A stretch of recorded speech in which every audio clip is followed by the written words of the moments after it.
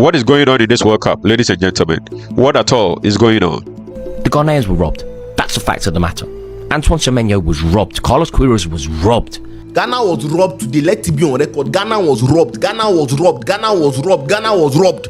Because I'm not sure VAR is still working in the World Cup. We still have VAR. Honestly, the VAR for the smaller nations, it just stinks. But Ghana will take the point, and well done to Ghana. No, Yo! What the fuck? Ben! What the fuck are you doing, Semenyo? Semenyo just cleared you off the line. Hey, what the fuck? VAR! Semenyo just cleared you off the line. VAR!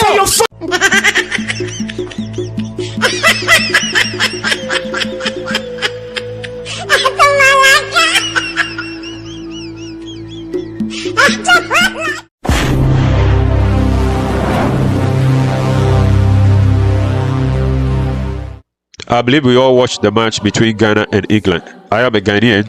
We were expecting Ghana to win. But I believe that you saw that there was bad officiating. Was the VAR not working? Just like our coach Carlos Queiroz said, did the VAR referees, did they go for coffee break? Why didn't they call the referee to go and look at the VAR? It seems to me that they want to rob African countries. It seems to me. But I'm going to prove to you why I believe it seems to me that they want to rob African countries. When Ghana, we played Panama, there was another penalty that should have been given to Ghana. But the referee didn't go to the VAR. They never called him to go and check. Like, nothing was done. Now, let me show you that video. It was Jerome Opoku who was in the 18-yard box of the Panama people. Okay? And somebody stepped on his feet, like the back of his feet. So he fell down. That should have been a penalty. But the referee didn't do anything. They didn't call him to go and check the VAR. So let me show you that video. They would say, listen, there was a penalty kick here that was not called. One of our players who's inside the 18-yard box in an attacking position, he got stepped on the back of his leg by a Panamanian player. And for whatever reason, this was right before the hydration break. Nobody said anything. VAR doesn't get involved. It looked like a penalty. It felt like a penalty. But again, they didn't get involved. And so I suppose Ghana will look at that and say, listen, we should have gotten a penalty for that. So we may say that on the balance of the game, Panama were better than Ghana. Ghana in the end ended up winning it. 3 points, big 3 points for them. As for Panama, difficult end to the match. I really love it when people are very honest. I really love it when sports analysts and sports commentators are very honest in what they say. You heard what the man said. This was a clear penalty against Panama, but they never called the referee to go and check the VAR. And then, fast forward, we played England. We all know that England dominated with the ball possession and all that. They had like about 70% plus, and we had about 20% something. But you see, we were determined to win. And there were a lot of fouls and a lot of infringements that should have gone in our favor. Like red card and a penalty that should have gone in our favor. And yet, they didn't do anything about it. It seems to me that these people are very determined that they will not let an African country rise up. Okay, because it seems that they want to favor the great teams or the big countries. It seems to be. It seems to me that when we beat Croatia, they are going to do the same thing against us. They will not be fair. They will not be fair. And I'm glad that not only Ghanaians or Africans who have said it, even the English themselves, they are admitting the fact that in Ghana we were robbed. We should have been given a penalty. And our own Honorable Okudzeto Ablakwa has even come out to say that this should have been a penalty. Let us listen to what Honorable Okudzeto Ablakwa said. Even English pundits have said that we were robbed in the match. We should have had at least 2 penalties. Pinkford should have been sent off. We were faced not only with bad refereeing, but even the VAR team, as Coach Queiroz said, they were on holidays. They went for coffee and never came back. Not only Honorable Okudzeto Ablakwa, but almost everybody who cares to be honest, everybody who loves football, they know that Ghana have been robbed. And of course, our coach, Carlos Queiroz, also said it, that he believes that we have been robbed. And there is one more thing that I want to share with you. One of the pundits, one of the soccer pundits, okay, he made a very profound statement. The statement that he made was, why didn't the Ghanaian players protest? Dermot, the player that Ezra Konsa challenged there, Prince Kwabena Adu, he didn't seem to appeal for a penalty after that challenge, and it didn't seem that there was much reaction from the Ghana players? And I know you're always on ref watch saying, you know, players shouldn't make a meal of challenges, etc. But do you feel that his reaction or non-reaction maybe influenced this decision? And does it almost feel like now players have to almost exaggerate a reaction to try and get a decision? And if you will be very honest, if you watch the game, like there was not much protest from the Ghanaian players. And it is very, very key going forward. Like our players, whenever there is such a serious infringement or there's a serious opportunity for us to be awarded a penalty, there should be much protest. They should be able to protest. It's very, very important. Okay, like if it happens and like people don't raise their hands and people don't protest, it may appear to be like it is not a serious thing, and yet it is a very serious thing. So the authorities of the Blackstars must tell the players that whenever such a thing happens, they should demonstrate, they should protest to the referee so that he can go to the VAR to go and check. And I believe that it is time for us to realize that these people don't think about us. They will be happy if all African countries are kicked out of the competition. They don't want an African country to rise.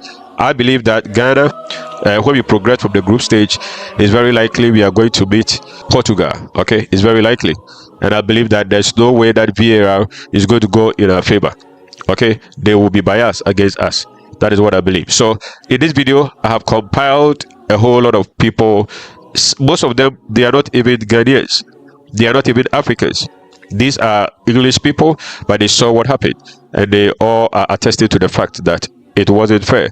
The officiating wasn't fair. So I have compiled a list of them, and I want us to go and take a look at it for yourself, that these people, they want to rob African countries. They don't want an African country to rise. So let us go and take a look at it. We want to get you on something that we all had a chat about earlier, about the penalty that could have or should have it been given to Ghana. What's your take on it? Yeah, I think it was a penalty. You know, it's funny because what happens when there's that anxiousness to score a goal, you lose your discipline, you lose your shape. And that was probably one of the only times in the game where England, they were going a bit gung-ho. You could see Thomas on the sidelines going mad because you have to have good structure behind the game. And yeah, England were lucky there because that was the only transition that they conceded in the game. I think we're very fortunate in that game. Yeah. In the end, yeah. Because we didn't do enough creatively. And then I thought that we were very fortunate with that concert challenge. Oh, you thought it was a penalty as well, did you? At first I thought, oh, the way they just. But they didn't make a big thing of it on the TV, did they? They didn't. This is why I was thinking, oh, he must have been offside. And I went to Stuart afterwards. I said, Stuart, was that offside? And he showed me, it's miles offside. He was? He was miles onside. Oh, onside, yeah. Right, so when, that's why I thought the first ball you're talking about, true. Yeah, so the first ball through, he's onside. So I'm thinking, when Esri comes in like that, I'm thinking, oh my God, if they look at that, we're in trouble. I thought it was like such a certain, definite penalty. Jordan Pickford came out. He missed the whole ball. But I didn't think that one was. Yeah, no, I didn't think that one was. Yeah, but he clattered into the guy. I'm thinking again, it was one of those. If the lad had got maybe a little touch on the ball and then Pickford, he would have been off. Yeah, he would have been off because I was really worried about that. The Konza one I thought was 100% a penalty, but look, I think so. Well, just honestly, Roy, you need to see it again. I have seen it, and I was looking for. Yeah, the way he just lunged in with his 2 feet. Yeah, I did. Honestly, I think we got away with one there. When we saw Esri Konsa make that challenge, first and foremost, as an England fan, I'm absolutely delighted that it wasn't given. But I have to be honest, for me, this should have been referred to the referee. Konsa makes no contact at all with the ball. He brings down his opponent. You can see it perfectly from this angle. He's airborne, he's out of control, he makes contact with the attacker and no contact with the ball. For me, this is a penalty kick. We've had 7 penalties in this World Cup so far. I'm very glad that wasn't an 8th. Darren, is that getting overturned if he gives it? I think that's the dilemma for the VAR, Joe. In this tournament, most of the time, they've gone with the on-field decision. We had one last night with the Argentina game where it was overturned, but the general thrust of the tournament is such that they'll stick with the on-field decision unless it's clearly wrong. Yeah. Thank you very much. Well, there was certainly more. So we touched on it there, but late controversy in last night's game after Ghana were not awarded that penalty for Esri Konsa's challenge. We'll be speaking live to former Premier League referee Dermot Gallagher in just a moment. But first, here's what head coach Carlos Queiroz had to say. I'm not sure. VAR is still working in the World Cup. We still have VAR. Is working. I have some doubts about that because another penalty that they need give to Ghana, clear penalty against England. They're lucky. They're very lucky. Once again, VAR went for a coffee, and it's natural. I would like them also to take my coffees once in a while, but it was a clear penalty. Clear penalty, red card. Yeah, interesting stuff. So as promised, let's join Dermot Gallagher. There he is. Dermot, thanks so much for joining us this afternoon. VAR went for a coffee break, says Carlos Queiroz. Has he got a right to be annoyed? I can understand his frustration, Matt. I watched it and I thought it'd be a penalty. When I watched it live, I thought it's going to be a penalty here. The next question is, if he gives a penalty, what does he do next? Does he send him off? You have this latitude. If you say he's going making a genuine attempt for the ball, it will be a yellow card. But when you look, Konsa's flying through the air. He's nowhere near the ball. He catches his opponent across the knee. There's a still image. He's nowhere near the ball. I think it's a penalty. I think he's got lucky. But I think the only saving grace for England may well have been if the VAR felt there was a foul on Eze when he won the ball back to make the run. I don't think that is a foul, but that would be their only saving grace. A bit like John McGinn on Saturday for Scotland. I think he committed a foul to win the ball. When he went in the box, is he fouled for a penalty? May well be, but I think one would default. I think this one, they may look to see if it's a foul in the build-up on Eze, but I don't think that will be given. Dermot, the player that Eze Konsa challenged there, Prince Kwabena Adu, he didn't seem to appeal for a penalty after that challenge, and it didn't seem that there was much reaction from the Ghana players. And I know you're always on ref watch saying, players shouldn't make a meal of challenges, etc. But do you feel that his reaction or non-reaction maybe influenced this decision? And does it almost feel like now players have to almost exaggerate a reaction to try and get a decision? I hope not, Matt. But if you look at the incident, the ball's still live. Once Konsa makes that challenge, which, as I said, I think is a foul challenge, the ball runs live, his colleague comes in, there's a chance he may well put the ball in the net, it gets cleared, it goes out for a corner, and then eventually given offside against the player went in. But that shouldn't matter to the VAR, because if he looks, he'll look and say, well, did Konsa make a genuine attempt to get the ball? He will say yes. He's flying through the air. Does he get the ball? Definitely not. If the referee's relayed back to him, I think Konsa's got the ball. I think it's easy for the VAR because he says, well, look, the images quite clearly show he didn't. One of the things I have noticed, Matt, in this World Cup is there is a very, very high threshold for intervention. As I say, we saw McGinn on Saturday with Scotland against Morocco. That could well have been a penalty. They said no.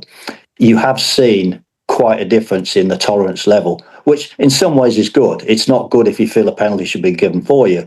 But I think one of the things that's helped this tournament is there has been a lot more physical contact. There's been a lot more competition. And I think that's become because the referees have had a higher tolerance level. They have allowed players to compete. Dermot, there was also a bit of controversy surrounding Jude Bellingham. Covered his mouth while speaking to Jordan Ayew. Now, we saw Paraguay's Miguel Almiron sent off for doing the same, or was it the same? And was Jude Bellingham lucky to stay on the pitch?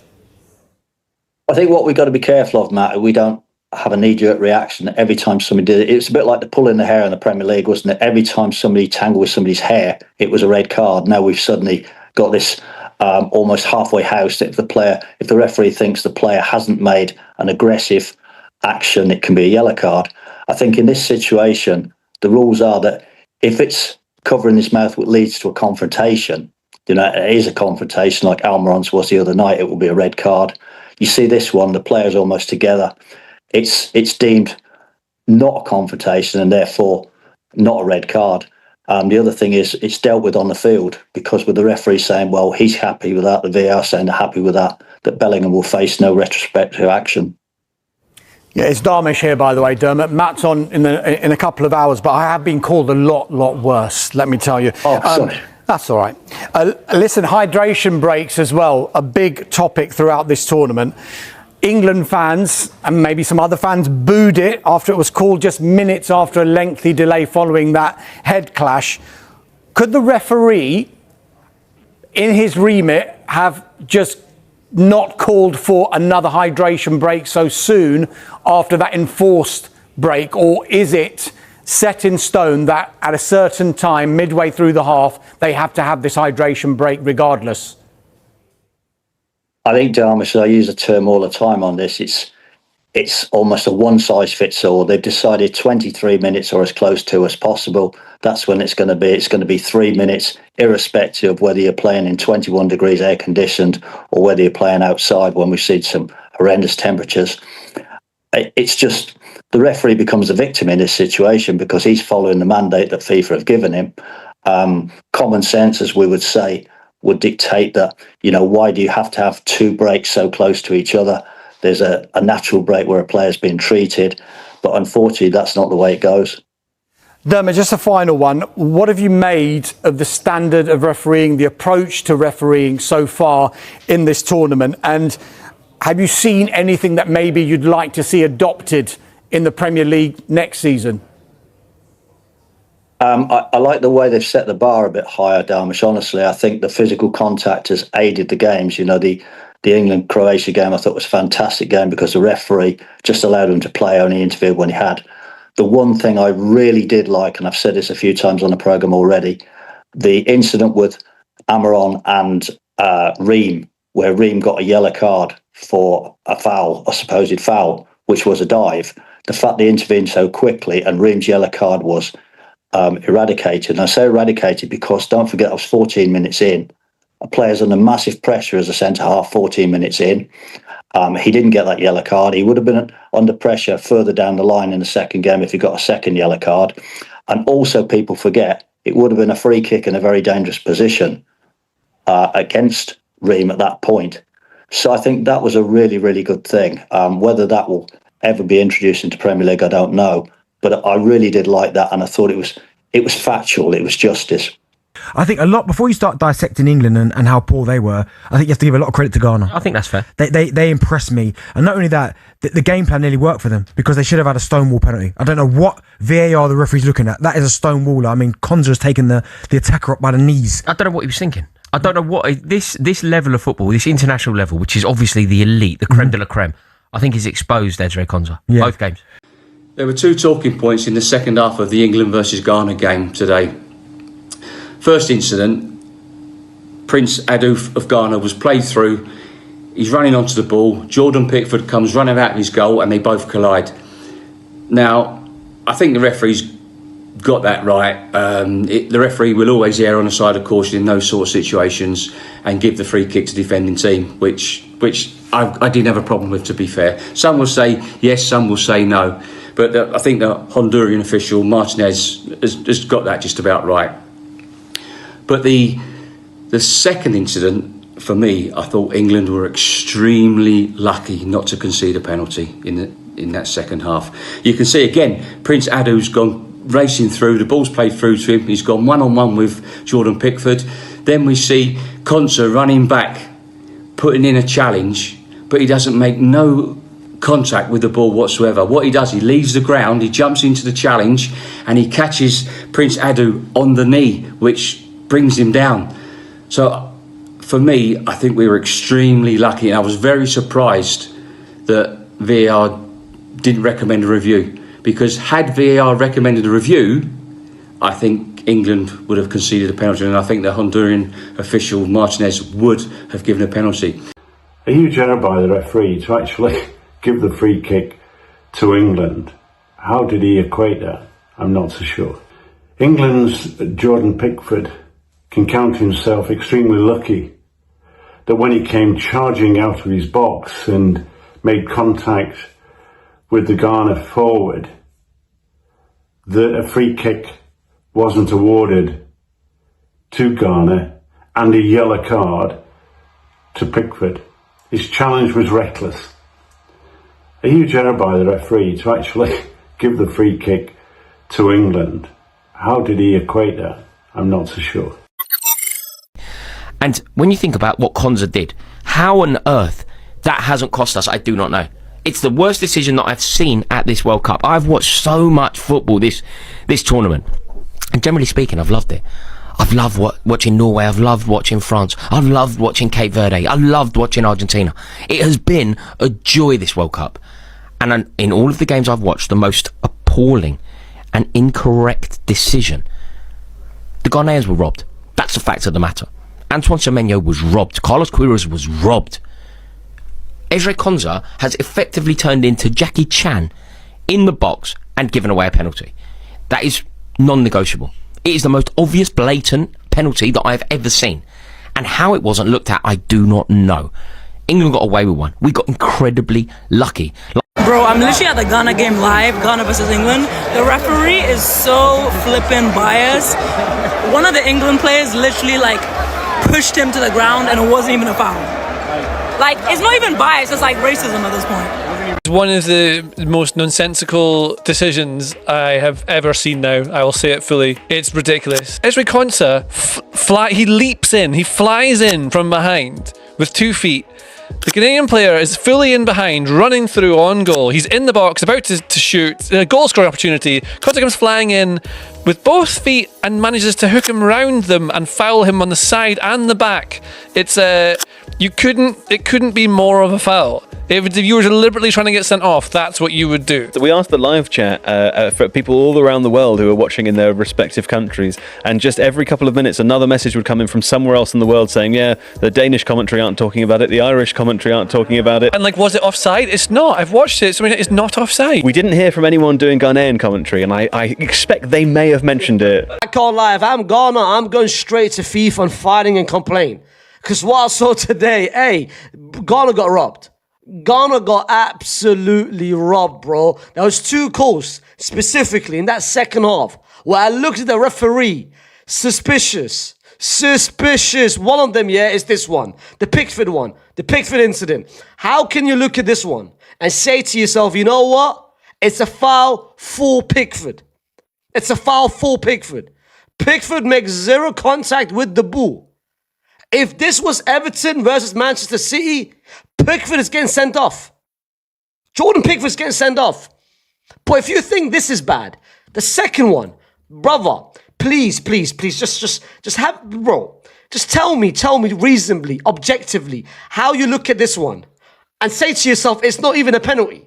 Firstly, before you tell me it's offside, it's not offside. Secondly, Konsa is flying towards Prince Adu. He's not making 0 contact with the ball. He's jumping towards him, both feet towards Prince Zuku. My brother, how is that not even a penalty? It's mental. Prince Zuku hasn't even scored a single goal for Ghana. All he's trying to do is bring honor back to his dad, fam. This is mental. Hey, Ghana. If I was you right now, man, send that email, send that fax, call FIFA, call Infantino, do something, bro.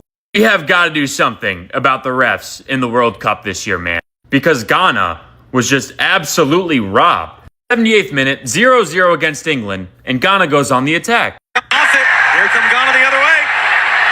Until Fatawa rolls it in. And they find Adu with literally nobody in front of him, right? So at the very least, they'll get a quality shot. Maybe he doesn't make it, but you never know. So he goes to take the shot, right? Out there, Prince Adu! Prince Adu! Oh, well, never mind, because England threw a flying kick into his back. He can't take the shot, so it's a penalty kick, right? So Ghana gets a penalty and the chance to go up 1-0 against England, which is huge because no one expects Ghana to win this game, right? So they take the penalty kick. I'm just kidding. They did not call a penalty on this. They jump kicked him in the back and there was no penalty kick. Because of that, Ghana drew with England, which is a win for Ghana because obviously they weren't even supposed to draw with England. Now England just has to beat a very easily beatable Panama team, and Ghana has to beat Croatia for the chance to win the group. Ghana should have won 1-0. They got absolutely robbed. Here's 5 takeaways from England 0, Ghana 0. Lucky. I don't think people realise how close we were actually to losing that game. That's a penalty. I watched it in real time and I thought, that's an incredible challenge. How has he got back there? You watch it back on the replays Every single angle to me suggests that was a penalty. Konsa is airborne there. He hasn't got any of the ball. We've got away with one there. You could even say we got away with two, because there's Jude Bellingham covering his mouth, speaking to an opponent, which apparently is a red card offence these days. All Jordan Ayew has got to do there is just go, hey, ref, he covered his mouth. The VAR check it, Bellingham gets sent off. And then the whole tournament goes to plot. But no, honestly, I am glad that the England players experienced that test tonight, because it would have humbled them. It would have been a reality check for us as the fans.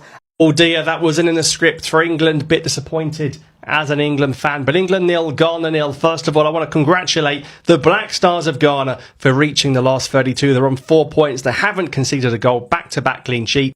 They're through no matter what. Of course, they could still finish in first, second or third position, but well done, Ghana. We spoke before the tournament about the coach, Carlos Queiroz. You know exactly what you're going to get. That was the worst game to watch in the World Cup. Total haram ball. But you knew you're going to get it, and you just got to respect it at this point. Well organised, well drilled, so hard to watch. The complete haramness of all haram stuff. I think even if Ghana had lost by a goal with that late chance Kane skied, they'd have taken it. But for me, we've got to talk about the referee. This is the worst ref, I think the official from Honduras. This was the worst ref in the whole World Cup. The worst refereeing display I've seen all tournament. Shocking. Obviously, Kane has the big chance. You expect him to score.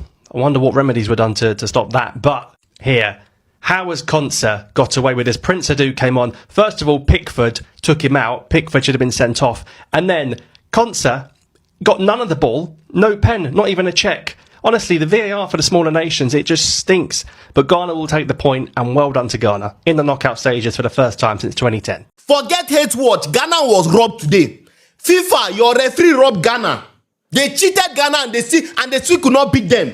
You have a massive nation like England that already has advantage. You are still cheating them. How is that not a penalty? The guy was onside. Konsa jumped into that thing. He didn't touch the ball. Why didn't you give Ghana their penalty? Thief. Yes. I was here watching Ghana. But give them what they deserve. It was a penalty. Ghana was cheated today. They would have beaten England. They would have done something legendary. They will show the world how average this England team is. They will show the world that they are better than this England team. But you cheated them.